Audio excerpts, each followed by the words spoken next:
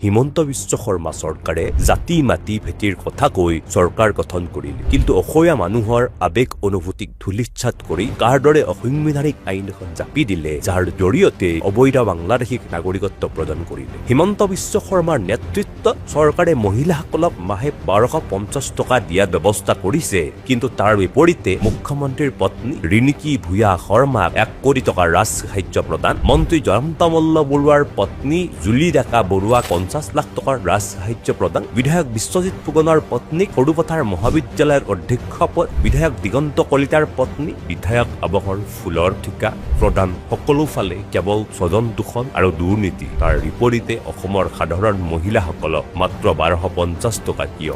বৰ্তমান হিমন্ত বিশ্ব শৰ্মা চৰকাৰে 1,70,000 কোটি টকা ঋণগ্ৰস্ত আৰু অসমখনক সৰ্বকালৰ বাবে ধৰুৱা কৰি থৈ ধ্বংস কৰাৰ পৰিকল্পনা কৰিছে। এই সকলোবোৰৰ পৰা হাত সাৰিবলৈ মুখ্যমন্ত্ৰীয়ে এতিয়া হিন্দু মুছলমান কৰি শাসনৰ গাদীত বহাৰ সপোন দেখিছে।